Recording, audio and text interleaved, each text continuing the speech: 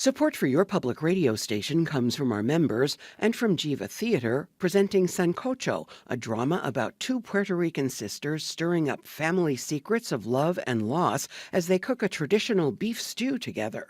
On stage through November 23rd. Tickets at jivatheater.org. From WXXI News, this is Connections. I'm Evan Dawson.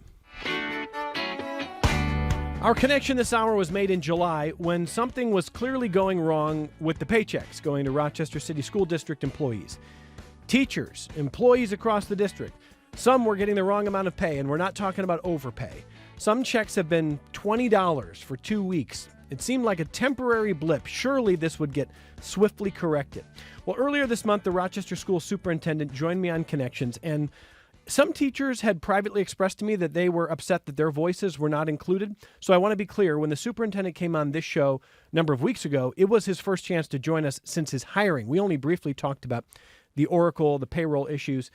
He was clearly frustrated by it, as anyone would be. But my guess at the time was that this would all be settled by the end of October. That was wrong. So now some teachers are saying they can't pay their rent because they're still waiting to get paid. Some teachers have talked about selling plasma to earn enough money to get by. And the teacher's message to the Rochester School Board and the district this week was, fix this now.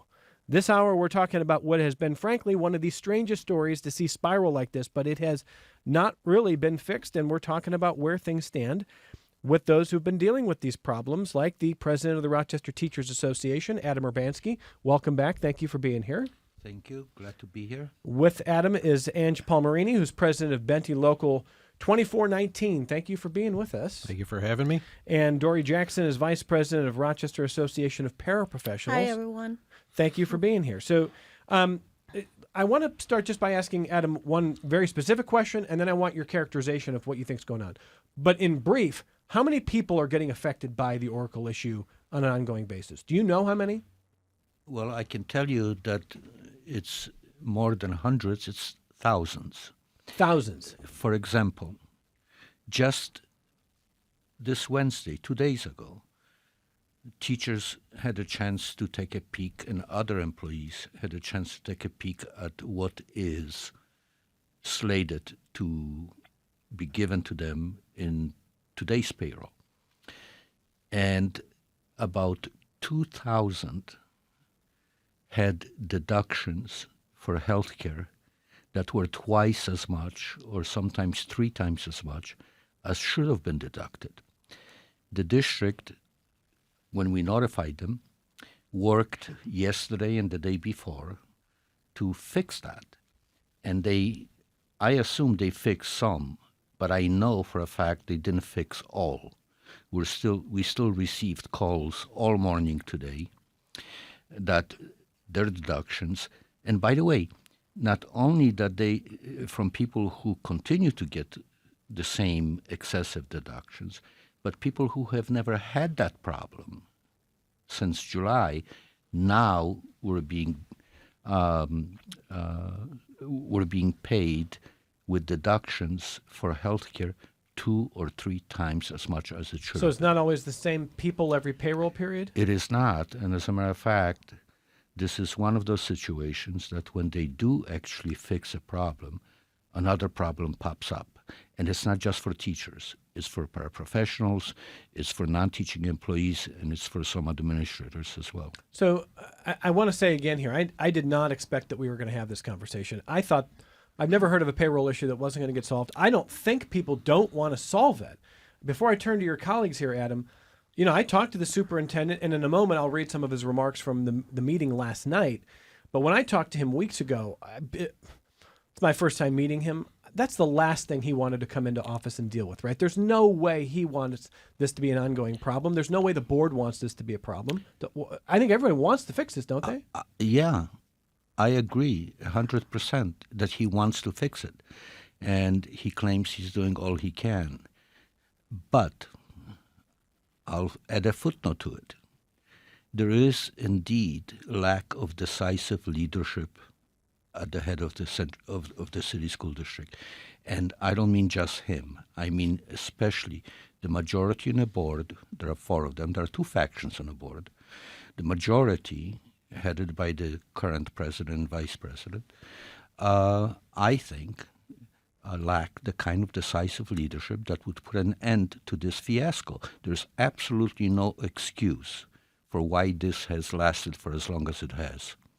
Andrew, how do you describe it when people who, you're having a beer with somebody and they don't really know what you do and you're trying to describe this problem? What's the short description of what in the world has been going on? So as far as the system, right, because it's the Oracle system that's causing these issues, I believe that it is having an AI. So somebody will make a change that needs to be made in somebody's record, and the system will go back and say, oh, well, if you made that change, we need to change this here. That's why these new issues are cropping up every paycheck. It's something different to different people. To me, it sounds like it's a system that just doesn't work. And I don't think Rochester's the only place that has problems with Oracle. No. There's, I heard Baltimore, Syracuse, Gaston, North Carolina has been having these issues for years Not that now. this makes us feel better, but I would think that this makes it easy. Just get rid of the system, right? Well, they're so deep in the system, they now have invested tens of millions of dollars. Some people claim it's the district admits to about 45 million. I think it's over 60 million. Yesterday there was a resolution adding more money to Oracle. So it's hard for people who made that decision to admit that this was a bad decision. And they were warned in June, before July. They were warned by one of the companies that Oracle and the district hired for implementation that they're not ready for prime time and they should not go live. They ignored that and they decided to go live. It was a bad mistake, a very costly mistake, but it's getting worse and worse unless they find an alternative, because if they couldn't fix it after 5 payrolls and in 4 months, they're not going to fix it. Is it true that you've got members who are struggling to pay their bills because of this? Yes, we do, but most of the employees of the district who are struggling are the paraprofessionals and the non-teaching employees who are hourly workers. They're the ones who have GoFundMe. They're the ones who have a food drive. They're the ones who are selling their plasma for additional money. Ange, before I get to Dory, can you relate to some of those stories? Yeah, so we had one person that didn't get paid. So the process is to open up an Oracle ticket and you're put on for an off-cycle check. So he went downtown. They said, okay, we'll call you when your off-cycle check is ready. And he says, well, you can't because my phone was shut off because I don't have money to pay my bill. We also had people that went down and they didn't have money for the bus to get home. People that their healthcare insurance, they're going to pick up prescriptions at Wegmans or wherever their pharmacy is, and they're coming back and saying, sorry, your insurance has been canceled. Dory, what are you hearing? Well, I can tell you this morning, I got a phone call from one of our members. She did not get paid today. Okay. Then we had a meeting this morning with another member. She had to borrow money just to get to the meeting. This is going on, and this is just different people. It's different people every day. Most of our time is spent with trying to reassure our members that we are doing all that we can, okay, and we're staying on top of it. I call them to see how they're doing, and it hurts to hear that they're struggling. Their hardships that they're going through, I can't even help them with it, and that is the most helpless feeling ever. Well, let me read what Dr. Rosser, the superintendent of Rochester City Schools, said last night at the board meeting. He said that he and his colleagues have been, quote, working with a number of potential vendors to serve as our payroll provider. The process is a very comprehensive and tenuous process in that there's a lot of information that needs to be shared. There's a lot of information that they need to understand about our unique Rochester City School District payroll system. And quite frankly, as they're evaluating us, we're also evaluating them because we want to make sure that if we go with a new system, that we're not repeating what we have, what we are currently experiencing as it relates to our ability to make sure that all of our employees are paid correctly, paid on time, That's extremely important to us. So right now we're in the discovery phases with a few different vendors where they're asking questions, we're asking questions, they're reviewing our data, we're asking other school districts how they are performing with a particular platform so that when we make that decision, we're making a well-informed decision because we cannot, and I repeat, we cannot experience what we're experiencing with Oracle, nor can we repeat what existed prior to Oracle with PeopleSoft. End quote. That's from the superintendent last night. What do you think, Dory? Words are great, but if you, I don't see it happening. We don't see a light at the end of the tunnel because this is right now. We've been working on this for some time now. This is not the first time that we actually talked to them about changing the Oracle. We had a meeting with them, with the superintendent of schools, Dr. Rosser, and some of our members, sharing what the struggles that they are going through. I mean, this is their everyday lifestyle. This is their necessities, not just wants. It's what they need to survive. And all these words, they're words. We need to have something done now because they are really hurting. Ange, what do you think of what the superintendent said? So I would think that this process should have happened 4 years ago. As far as 4 years ago? Yeah, because this is when they decided to go with Oracle. They should have vetted how Oracle would perform back then, not let's purchase the system and figure it out after. Okay. You don't think that they did any vetting? I don't know. Okay. From what I Okay. understand is they were picked off. You can choose somebody that's on a state contract and go with that vendor. Okay. You don't have to do an RFP. But regardless, when the superintendent says, look, we can't just change to something that's going to create the same problems we currently have. We've got to be sure. We've got to do our due diligence. We're working on that. What do you think? Again, that should have been done 4 years ago. Okay, but he can't go back in time. The superintendent No, he wasn't can't. there. No, he can't. The people that were there should have done that back then. And again, the process of implementing a new system is going to take time Yeah. to make sure it works and testing and everything else. And that was supposedly done over the 4 years. All this testing was supposedly done then. Well, there's no question that making a transition from one payroll system to another involves time and learning and pangs of adjustment. But I tell you what our members would say in response to that. They would say, you can't just do it quickly. We agree that you can do it quickly, but we cannot accept the current situation as the new normal because there is not a single person employed by the Rochester City School District who can be certain that the next paycheck will be on time and correct. Not a single one. That means that you can't plan whether or not you can afford a new house, you can't plan whether or not to have a baby, or you can't plan anything financially if you're uncertain. It used to be that everyone would look forward to payday. Now pay weeks are dreaded. People, the anxiety and stress that this is causing ultimately hurts our students because people cannot focus on all of this. Before I grab Mike's phone call here, Mike, hang there for one more second. So what is not happening?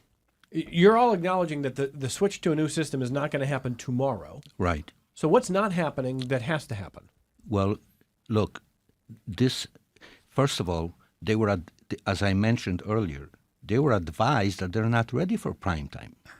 They didn't listen to that advice, and they went live anyway. Secondly, they keep saying next payroll will fix everything. They've said that for 5 payrolls. There are people who worked this summer who didn't get a penny for their work in a summer. I'm talking about 182 to be exact. Teachers, just teachers, never mind the other employees. Those are additional ones. So I think that they first have to make a decisive call that this dog won't hunt.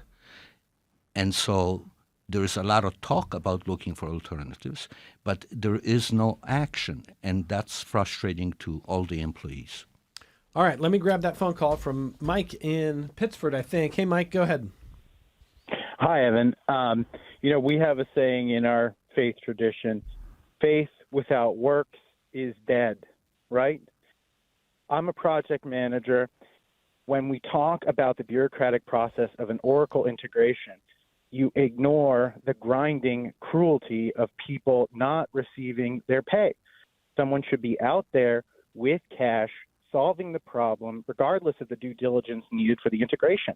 I don't understand why why these teachers haven't striked yet, because the reality is the help that people need does not have to be bound up in a bureaucratic nightmare. The talk about delay and due diligence is so incredibly disrespectful to the people who are going and teaching our students every day. Mike, thanks for the phone call. Ready to strike, Adam Urbanski. Is that Well, possible? I'll tell you, to answer the question directly. One, teachers aren't teaching not because they want to become very wealthy. They're teaching because they want to do something worth doing with children. And so children, their students, is the main reason why they're not on strike. You know, the second reason is public employees like teachers and others cannot strike, and if they do, they get penalized 2 days' pay for every day on strike. Their union could be decertified. There are laws against that. But it is this situation that we're enduring right now is not sustainable. And I do hear a lot of teachers saying, maybe I shouldn't come in. Maybe I shouldn't show up. This is making me sick. Maybe I should call in sick. We hope that the district will show the light at the end of this tunnel before people start acting on these legitimate and understandable feelings. Ange, a strike possible? No, unfortunately not. But again, just like Adam mentioned, that some of our people, if there's overtime, they're like, if I'm not going to get paid for it, or guaranteed I'm going to get paid for it, we're just not going to do it. We have security people that work football games, different type of sporting events, and they're like, well, if they're not going to pay me, we're not going to do it either. Okay. Dory, strike? No, we can't strike. We made an agreement that we will continue to work out any kind of issues that may be happening between our unions and the district. However, our people, even though they're not getting paid, all right, they're still showing up every day. Every day they show up. And earlier to your question about the Oracle and the superintendent, they need to involve us unions to make sure that when they are doing this software, that it meets the job responsibilities that we do. We have a lot of variables. From my understanding with the Oracle is that it was only based on a 10-month kind of work year. We are maybe 10 months on a regular, but we do work over the summer. As soon as they put that into the summer, trying to make it up, glitches were happening. If they would have had a conversation with us earlier about what does your union consist of, what are the things that we have to be mindful of, we have lots of different variables and lots of different positions that require different payment for the services that they provide. But even though all this was never taken into consideration, we are paying the after effects of it.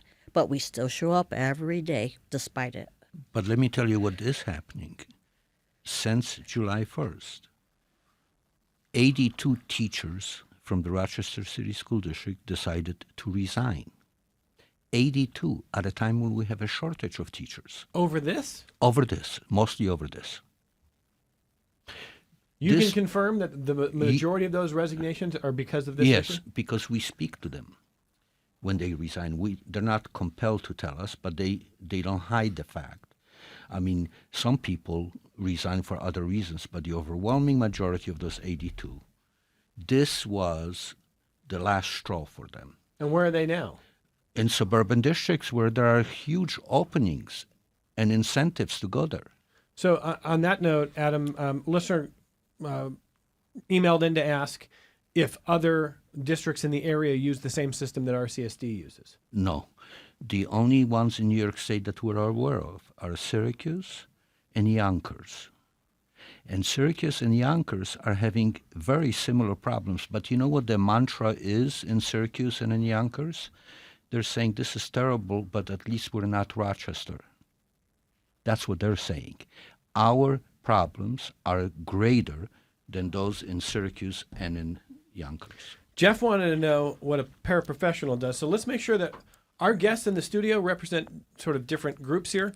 Dory, what's a paraprofessional? Okay, we have two sets. We have paraprofessionals and we have teaching assistants. Yep. Paraprofessionals are mainly support. They're the ones that if a child is upset or something's wrong with if the child's unhappy about something, they would take the time out to have a conversation with them so education can continue, try to get to the root of it. All right, and then help them catch up with whatever it is that they're missing because they're in a certain state. All right. Teaching assistants, we're more academics, all right? So when the teachers are not there, and because we're having a shortage of teachers, our TAs are now having to step in and to teach, but technically we're not supposed to. We're supposed to be a team, but they've taken on the full role of an actual teacher, but without the pay. So, Dory, for years, my mother never had a teaching degree, but she always called herself a behavior specialist in elementary schools, working with children who may have a range of issues. She's in the classroom every day.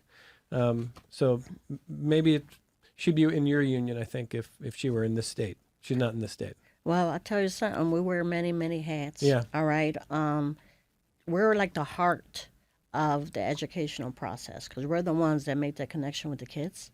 We are the No, it's ones really that important. Really important. take care of their needs. Yeah. So the education, there isn't enough of us to go around. We are getting burnt out. We are. And we're getting stretched. The other day, I found out that a paraprofessional was the teacher for the day because there was a shortage. Okay? Now, paraprofessionals do not go to the same training as TAs and teachers do. So that's a disjustice to our students. They're doing the best that they can. Luckily that, a degree doesn't say how well you can do your job. Being in the classrooms every day, yes, they do pick up things. They pay attention to what's going on and what have you, but they shouldn't have to be doing it. That's not their role. All right, Ange, you represent who? The non-teaching staff. There you So we are the custodial, the clerical, the bus drivers, the maintenance people, food service. So anyone that's not in a classroom, OTPTs. All right. So I hope that answers Jeff's question. I think we've got Robert in Fairport next there. Hey, Robert, go ahead. Yeah, one of your guests made a comment that I thought was that this can't be true, but let me just ask. There was a comment made that Oracle coming in because they were out of state did not require the production of an RFP, which is a request for proposal. That particular document would have detailed everything involved, expectations, timetables, and so on. And maybe I heard the person wrong, but this would explain a lot if they came in without any documentation for this sort of stuff. Adam, Ange, go ahead. Yeah, so they're in New York State. If you sell a product, you can get on the state contract to provide those things to school districts, government, and so if the school, in our case, the school district's looking for a product, you can go to the state list and see who provides that, and you can pick them out without going to RFP. Okay, Adam, go ahead. I was just going to add, I really don't know very much about how these contracts get settled, but when we met with the representatives of the New York State Comptroller's Office, those individuals told us that the only kind of investigation that they could do and are considering doing is an investigation of the procurement process. In other words, how did Oracle end up getting hired? Who was at the table? What were the options? Were there any other bidders and all of that? So hopefully the New York State Comptroller's Office will help to answer that question. Let me give you the phone number, listeners, if you want to call in. And we've got questions, comments. If you want to share your stories, I want to hear from you. When we come back from our early break, I've got a pile of your emails, and there's a lot of good questions that are still outstanding as we talk about what's going on in the RCSD with this mess of a payroll issue that's been going on for months now. The number to call is 844-295-TALK. It's toll free, 844-295-8255, 263-WXXI if you're in Rochester, 263-9994. You can, again, email us, connections@WXXI.org. If you're watching on YouTube, Thank you for doing that, and you can join the chat there. We've got Adam Urbanski representing the teachers, Ange Palmerini representing the non-teaching staff in RCSD, Dory Jackson, the paraprofessionals, and the teaching assistants. And it's been hard times for people who are literally not getting paid or getting much smaller paychecks than they are due. And so we're talking about what comes next year. So let's take our only break, and we'll get to your emails and questions on the other side. Support for your public radio station comes from our members and from Mary Cariola Center, supporting residents to become active members of the community, from developing life skills to gaining independence. Mary Cariola Center, transforming lives of people with disabilities. More online at marycariola.org. This is Connections. I'm Evan Dawson. So Jillian writes in with a question that a couple of others have asked. So a couple of others are asking, like, what are you waiting for? Why aren't you just suing Oracle if they're screwing this up so bad? Jillian says, can you give more of a background? Why isn't Oracle being held accountable directly? Adam Urbanski, you want to start? Well, Oracle provides the platform. And then Oracle hires, along with the client, the district, the city school district in this case, they hire third-party companies that assist in implementation. So they don't directly do that. We, representing the workers in the Rochester City School District, cannot sue Oracle because we're not a party to this. We can only sue our employer if they violate our contract or the law. As you know, RTA has already filed a lawsuit, an injunction in Monroe County Supreme Court, and it may not be the only lawsuit that we will be filing. We're now exploring whether or not we should also file a lawsuit for theft of wages through neglect and negligence. Because what our attorneys are explaining to us is that theft of wages, which is violation of labor law, doesn't have to be just stealing. It could be a result of the negligence by the employer. I hope that we don't have to do that. But if that's what it takes, we may be doing that. Anything to add there, Dory, Ange? That cover it? So as far as the contractors, if you want to, or the third-party vendors is what they're, Oracle partners is what they're called. So the system is purchased by one third-party vendor. It was implemented, in our case, by two other third-party members. And now day two, help desk help that's done by another third-party vendor. So you can't, everyone's pointing the finger at somebody else for these issues. I don't work in your district, and I'm getting frustrated, guys. That sounds really, really absurd. Okay. Jimmy is asking, regarding this issue with the paychecks, why can't the district cut paper checks until they figure this out? But I will tell you this about the paper checks. Some have been cut out. They have been doing that. But not all of them go through. We have members that, unfortunately, go to the bank and they're denied. They can't cash the check. And then they go to another bank and they are charged a fee to cash the check. We had one, unfortunately, the way it was written up, I don't know if it was the paper they used or whatever, but the bank mistook it as a check, a fraud, and had to call 911 because they thought it was a fraud, and it wasn't. Oh. To determine how much money to pay a particular employee takes a lot of data, and it's fluctuating data. It's not static data, and so it's actually a lot more time consuming to write a paper check. Contrary to popular perception, it's a lot more time consuming to cut because you don't know for how much to cut.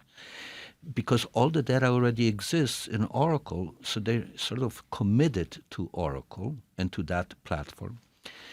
So they could cut an occasional check or two. They cannot cut 6,000 checks every other week. Yeah, so there was a number at last night's board meeting of over 4,000 off-cycle checks that were distributed to people. And I was there with a few of my members when this first happened in July and sat with them for hours waiting for these checks to be processed for them. And they said it roughly takes about an hour per paper check because they have to do all the calculations, all the deductions. Yeah, so you're waiting a while. That is not an efficient way of doing things. In No. other words. Yeah, plus they had to find typewriters to do it on because the printer didn't work. I understand Jimmy's idea there. Jimmy's just thinking cut paper checks to make up for it. It sounds like that's not the solution. No, again, we're not simple payroll, so that's the thing. Right, If right. it was simple, you work 40 hours a week, you get your health care deductions, your tax deductions, and you go on your way. That's not unfortunately, how we are.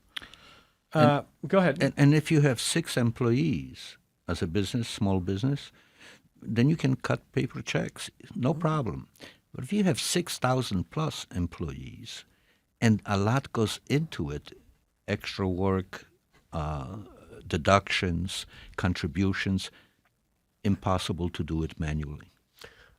Tim writes in to say that it sounds like some employees are dealing with the inconvenience of having to wait longer for a full check, but at least they're still getting paid in the end. And he's implying that this is kind of an overblown issue. So for Tim, who's one, look on Dory's face kind of said it all there. But Tim is hearing this conversation and he's thinking, okay, you didn't get, it must be annoying not to get your full check on the day you're supposed to get it, but you're still getting it. Well, I will tell you this. A lot of our members are single parents, all right? To wait for your money when you got to feed your family, yes, you get it eventually, but you got to eat every day, okay? That's one side of it. The other side of it is that in order to pay your bills on time, you got to get paid on time. Hence, you're late. Here comes the fees that go with it. Now you have to pay more. And if you're not more every day, every month that you're behind, what's going to happen? It just piles up and piles up. So, yes, they are grateful that they are getting it, but the way they're getting it, and like today, this morning, a member called me, Dory, I didn't get paid this morning. I didn't get paid. And they wait. And then when they do get their checks, they may get it on Wednesday. All right? Our members are not in this position for the money. They're in this position because they like working with the kids. They love what they do. Okay? Because I tell you, working for any kind of government, I mean, city school district, you're not in it for the money. You got to be in it for the heart, for the kids and stuff like that. All right? So, with that being said, yes, they are grateful. They receive it. And our members have been very patient. But that only can last so long. And it's not totally, like I said, the district. I mean, they have this system. They're trying to do what they can do to repair it, but the damage is already done. Okay, you cannot go back from that. And it is true that most people are getting paid. They're just not getting paid correctly, and that has undermined their confidence that they're thinking, if they aren't doing my payroll correctly, now I have to spend X number of hours Yeah, that's exactly right. chasing it down. Yeah, or even asking.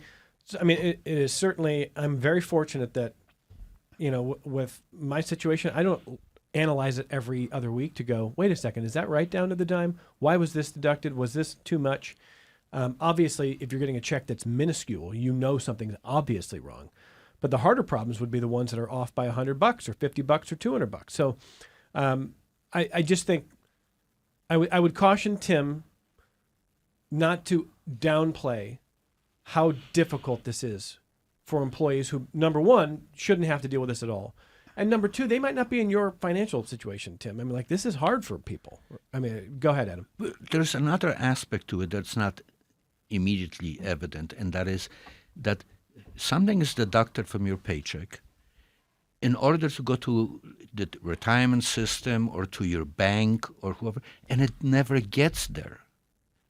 Some people have been dropped by insurance companies for their auto insurance or for their health insurance because what was deducted correctly never reached its destination because of the system, of the Oracle system. Anything you want to add there, Ange? No, just there was a mass failure of money being taken out of your check going to the retirement system, and it's still happening, where money is deducted.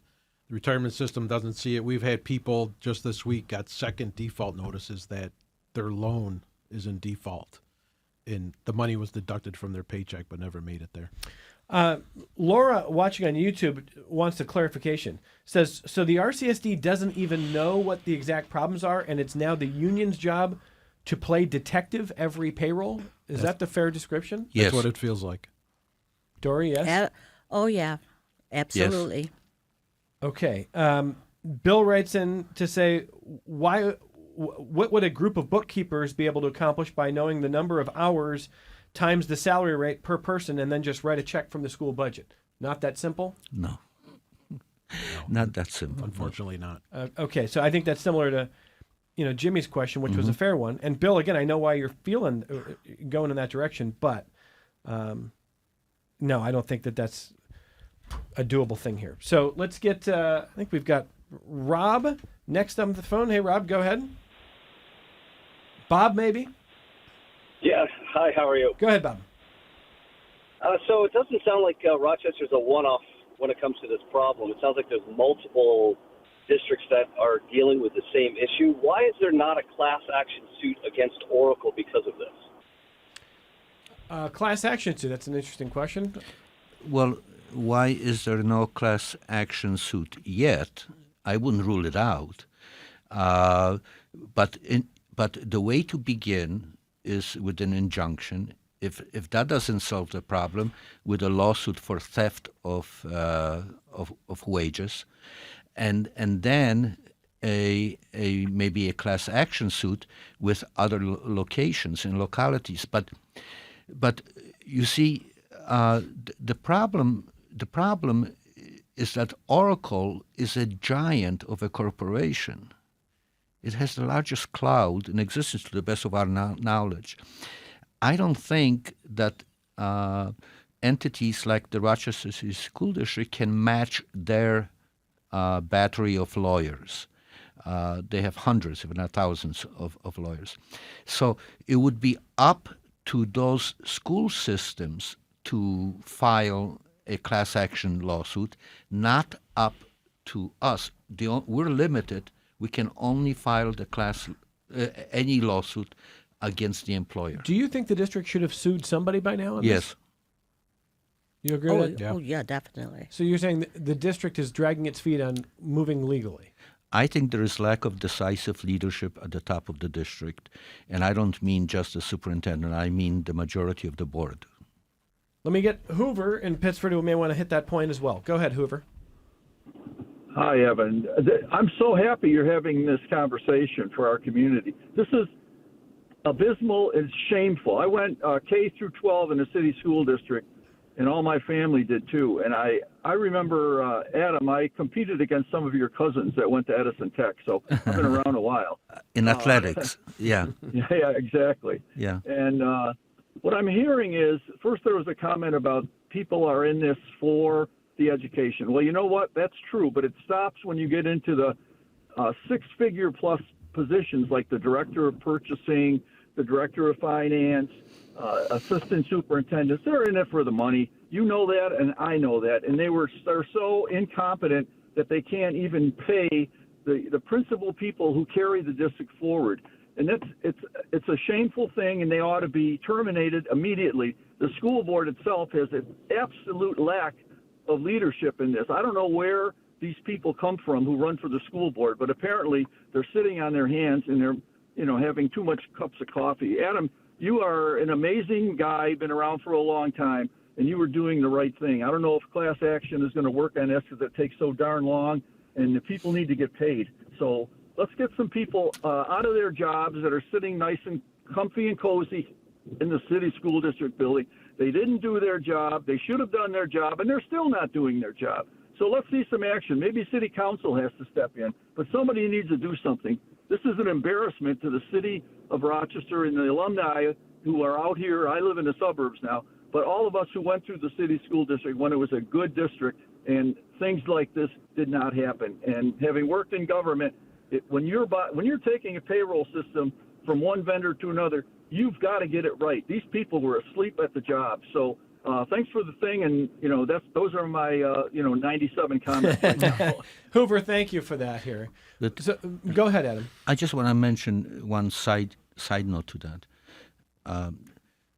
we should not blame the people who work in the payroll department at the city school district. These are members of the union, but these are people who yesterday testified to the board that they have no confidence in the platform that they are now implementing, and that they don't think it can ever be a good match with the Rochester City They School don't think District. this can be fixed. Right. Mary Lou wrote in, who's, by the way, related to an RCSD teacher. From Irondequoit, Mary Lou says, similar to Hoover's point, wondering if the person responsible for going ahead with Oracle, despite being advised that the program is not ready, still have a job. It's a harsh question, but I guess it's a fair one here. So Mary Lou wants to know who ultimately was responsible for the installation of Oracle.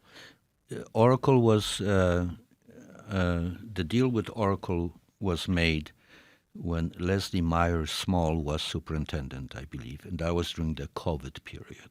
Okay, and Dr. Miles Small is obviously not part of the district anymore. Not anymore. The decision to go live in July was made by a subsequent superintendent, but at the end of the day, the buck stops with the school board, and the majority of the board voted to go ahead when they were, despite the fact that they were advised that they're not ready for prime time and they shouldn't go live. Okay, Mary Lou, I hope that answers your question there. Let's get Alan next in Rochester. Hi, Alan. Go ahead. Hi. I worked for 30 years for the city of Rochester, mostly in budget and finance. During that period, we purchased a whole new accounting system, and it was extensively beta tested before we actually relied on it. We kept the old semi-manual system in place, and there were some bugs in it, and the staff in the finance department worked intensively with our own data processing people and also with the vendor to get the bugs out of it before we actually started using it live and having people rely on it for their paychecks. What the hell happens in the city school district? Where's their data processing staff, and who beta tested this thing? Was there beta testing? Do we know? For 4 years, they tested in playing this implementation. Yeah. And they only tested for the 10-month employees. And where we also work during the summertime, and we also get differentials, and that wasn't taken into accountability when they ended up going through this. So I just think that they didn't have the right people in their group. And again, people come and go during 4 years. But our payroll staff that work in this systems every day, they were just brought in 5 weeks before cutover and said, That's ridiculous. do you have any input?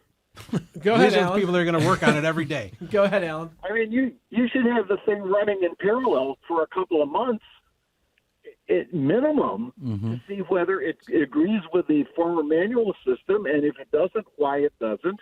And you should have good professional data people working for the city school district that can troubleshoot the system before people rely on it.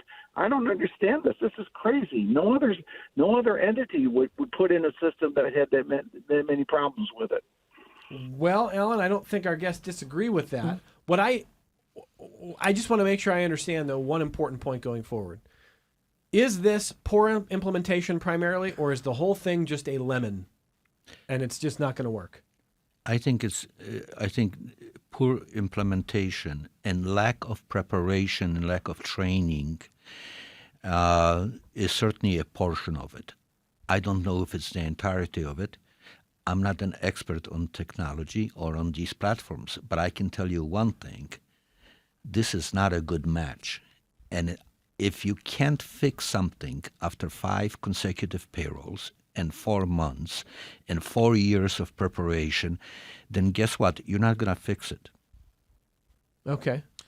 One of the vendors, just the perspective is, one of the vendors that they could have picked, all they do is school district payroll in New York State, and they did not go with that company. Anyone to add there? I'm with Adam. I don't know a lot about the technology, but I did trust them that they were going to do everything that they were supposed to do in order for us to be paid on a regular basis. Let me just keep squeezing. You guys have lit up the phones and the emails. We could break a record today. People are really fired up about this, and this is Shirley in Rochester next. Hi, Shirley. Go ahead. Hi, thank you for taking my call, Evan. I joined the program late, so you may have already covered this, and it might be water under the bridge. But can someone very briefly articulate what the problems were with the previous system that this new system, Oracle, was supposed to address? Shirley? That's one question. Yeah. That's one question, and then my comment Yep. is that maybe we need to do what is being recommended for Congress. Maybe some people need to have their paychecks withheld and until they feel a sense of urgency in resolving this. Yeah. So the first part, Shirley, is a good question, and it has not been addressed on this program Well- yet. Did you need a whole new system to begin with? Well, first of all, let me tell you, the system we had before Oracle is called PeopleSoft. We didn't have these problems with PeopleSoft. We did not have these problems with people. Oracle bought out PeopleSoft, but they bought it in order to kill it, in order to deactivate it. So now you can't go back to PeopleSoft because Oracle owns it and it's been deactivated. So this is a very scenic route to disaster, is what it is. Okay. Anything to add there, guys? So it's like if you have Windows 95, you can't live on it forever. PeopleSoft was around 20 years old, Okay. and they stopped any updates to that system, from what I understand, a few years ago. But again, if you're just joining us, RCSD chose a system that nobody in the suburbs is using. Someone's asking what's the city of Rochester uses, not Oracle, I assume. No. Okay. And only a couple of other districts in the state are using, and it's known for its problems. Right. Okay. Fascinating. Kate writes in to say, I oversaw 2 vendor-supplied software systems across 12 years as a client. Implementations are a nightmare.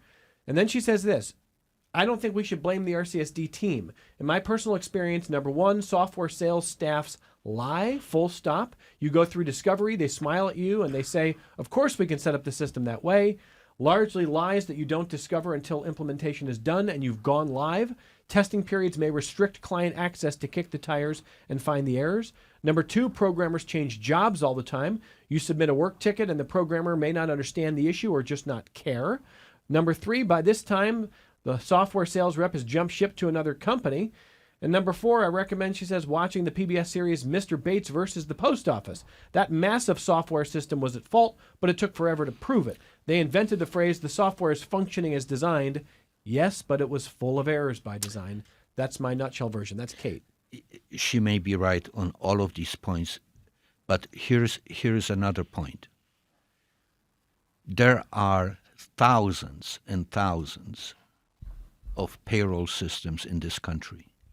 And the only one that we know of that has inability to be done correctly is Oracle.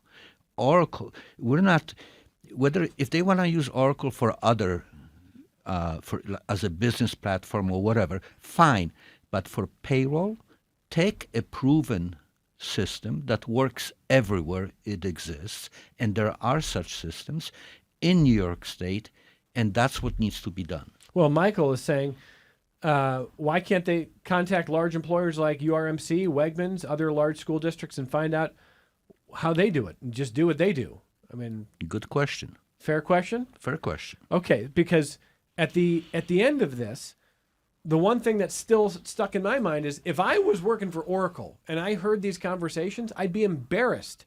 And I would probably send our best people to be working every day to make sure that you are all getting paid, that every employee got paid correctly, so our reputation isn't destroyed by In this. Gaston, North Carolina, Oracle has been implemented now for 5 or 6 years, and they're still having problems.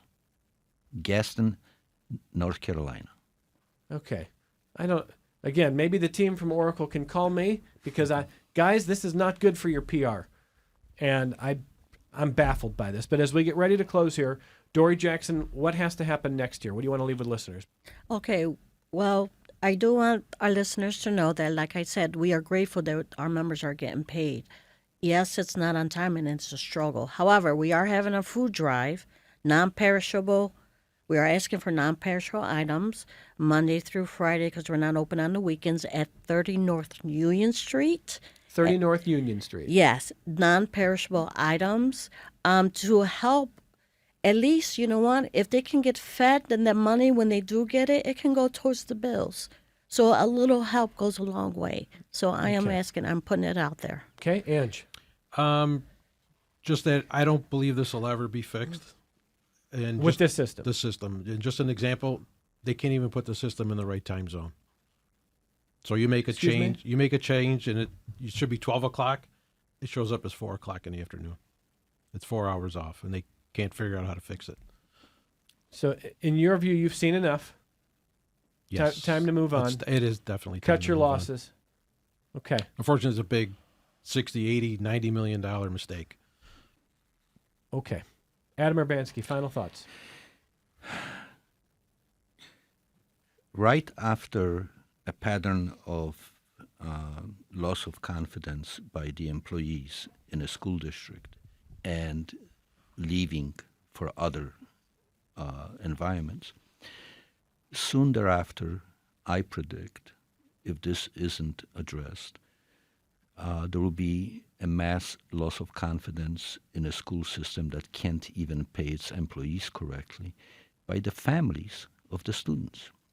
So this district is doing a nosedive if it doesn't take this with a greater sense of urgency. So there's real risk in the near term here. Correct.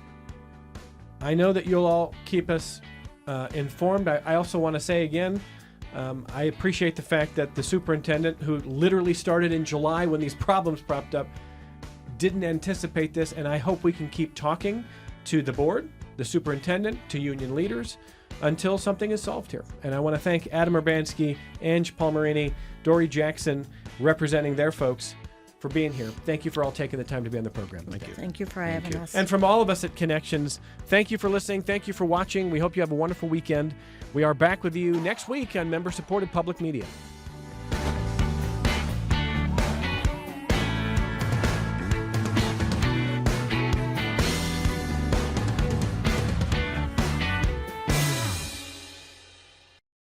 This program is a production of WXXI Public Radio.